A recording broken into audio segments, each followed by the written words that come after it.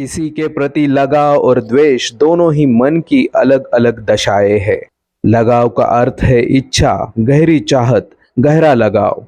इस लगाव का प्रमाण इतना होता है कि व्यक्ति को उस वस्तु, व्यक्ति, स्वाद, रूप, नशा या संवेदना के बिना जीना मुश्किल हो जाता है। इस तरह की चाहत में व्यक्ति किसी भी कीमत पर उस व्यक्ति, वस्तु या संवेदना को खोना नहीं चाहता। दूसरी तरफ द्वेष लगाव के विपरीत होता है। द्वेष यानी शत्रुता, वैर, घृणा। किसी व्यक्ति या वस्तु के प्रति घृणा हो गई हो, हद से ज्यादा नफरत हो। ईर्ष्या, जलन, घृणा भी द्वेष के आसपास के शब्द है, लेकिन उनमें थोड़ा अंतर होता है। ईर्ष्या बहुत छोटे भाव से या हीन भावना से पैदा हुई अनावश्यक भावना है, जो दूसरे के सुख को देखकर उत्पन्न होती है। ईर्ष्या चुपी रहती है, वह जलन की तरह सामने नहीं आती। वही दूसरी ओर जलन तो दिख जाती है।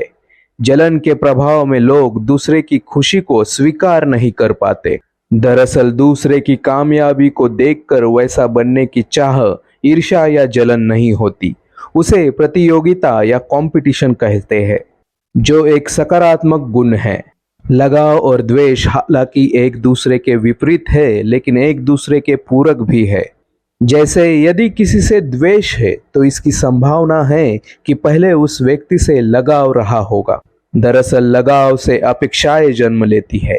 अपने प्रियजनों या वस्तु से ज्यादा अपेक्षा रखो और जब वे पूरी नहीं होती तो द्वेष पैदा होता है। क्योंकि हम सबको जिस प्रकार के प्रेम की अपेक्षा होती है, उस प्रकार का प्रेम तो कोई दे नहीं पाता या कोई दे भी नहीं सकता।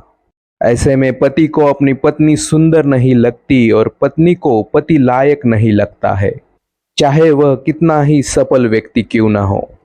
असलियत में पति पत्नी से सेवा, उसके शरीर और परिवार, समाज के लिए प्रेम करता है।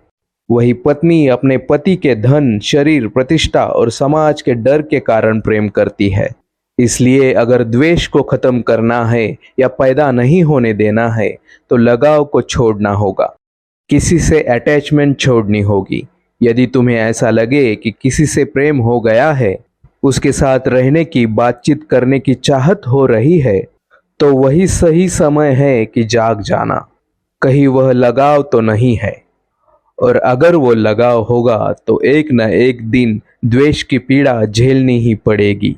दूसरी तरफ प्रेम और लगाव में अंतर होता है। लगाव में व्यक्ति या वस्तु से अपेक्षा रहती है, उम्मीदें रहती है, लेकिन प्रेम में बस प्रेम ही होता है। यह सब नहीं होता।